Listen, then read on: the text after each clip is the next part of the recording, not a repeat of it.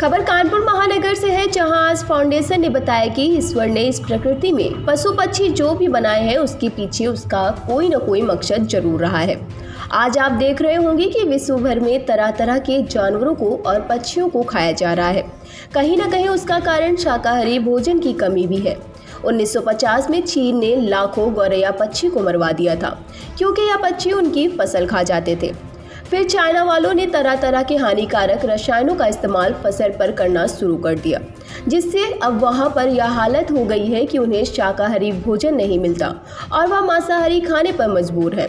और उनकी मजबूरी आज समस्त विश्व के लिए संकट का कारण भी बनी हुई है।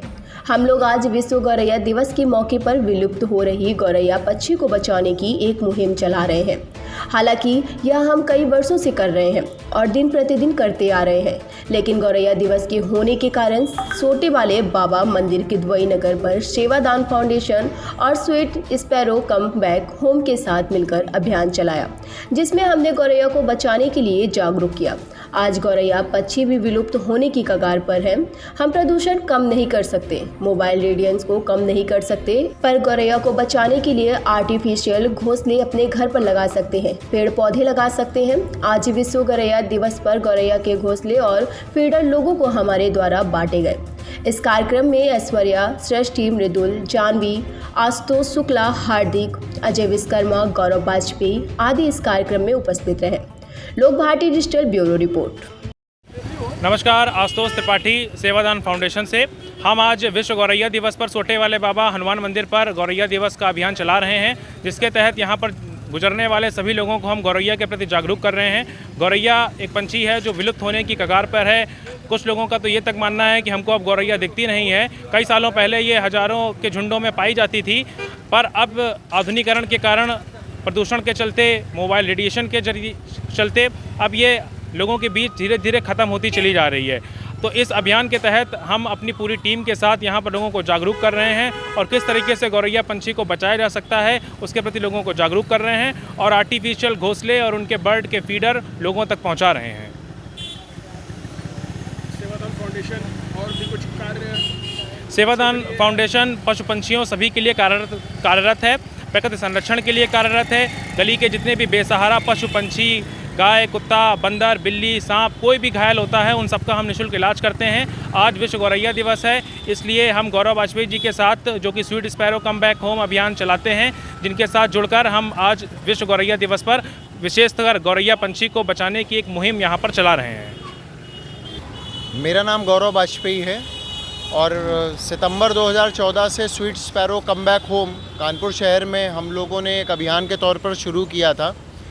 इस अभियान के तहत अभी सारे मिलाकर करीब हम 8,500-9 हज़ार घोंसले लगा चुके हैं, जिसमें से करीब 2,000 घोंसले आशुतोष भाई ने गुजरात से मंगाकर और करीब 7,500 घोंसले मैंने कानपुर में बनवा करके लगवाए हैं। इन घोंसलों का फ़ायदा ये हुआ है कि कानपुर में करीब 80 से 90 हज़ार एडिशनल गौरैया बढ़ी है। जिन क्षेत्रों में 2, 4, 5 गौरैया रहती थी, आज उन क्षेत्रों में 25, 50, 100, 150 तक के झुंड देखे जाने लगे हैं। इन घोंसलों का सबसे बड़ा महत्व ये है कि जो गौरैया के बच्चे, अंडे और बच्चे बेवजह गिर के मर जाते थे, चूँकि उन्हें सुरक्षित जगह नहीं मिलती थी अंडे रखने की या घोंसला रखने की, आज इन घोंसलों के कारण इन्हें सुरक्षित स्थान मिला जा रहा है, जहाँ पर ये अपने बच्चों को पूरा पाल सकती हैं, पोस सकती हैं। और बच्चे तभी बाहर निकलते हैं जब ये बच्चे बड़े हो जाते हैं और तभी ये घोंसलों से बाहर आ पाते हैं, ताकि इसके कारण इनका सर्वाइवल काफ़ी बढ़ जाता है। यही वजह है कि गौरैया की संख्या इन क्षेत्रों में जहाँ जहाँ ये घोंसले लग रहे हैं बढ़ती जा रही है। साथ ही रॉबिन, मैगपी, मैना, पाई, ब्राह्मणी, तोते, गिलहरियाँ, इंडियन सिल्वर बिल जैसे चिड़ियों ने भी इन घोंसलों में अपना आवास बनाना शुरू कर दिया है, जो कि बायोडाइवर्सिटी के उत्थान के लिए एक शुभ संकेत है कानपुर जैसे प्रदूषित शहरों में। तो मेरा आपके माध्यम से ये सिर्फ सबसे अनुरोध है कि विकास करना हमारी एक मजबूरी बन गया है, लेकिन आपके इर्द गिर्द जो भी ऐसा क्षेत्र आपको मिले जिसको हम सजा सकते हो प्राकृतिक तौर से, उसको प्रकृति के लिए सजाने का प्रयास करें और ऐसे पेड़ पौधों को लगाएं जिसमें गिरगिट, गिलहरियाँ, छोटी चिड़ियाँ छिप सकें। हमारे ऊपर एक खूबसूरत बनाने का भी एक सनक सवार हो गई है, जिसमें हम पेड़ों को 80% तक छांट देते हैं। ये बिल्कुल वैसा ही है जैसे आपके घर में 4-5 कमरे हों, जिनमें से 4 कमरों को गिरा दिया जाए, आपको सिर्फ एक कमरे में सीमित कर दिया जाए।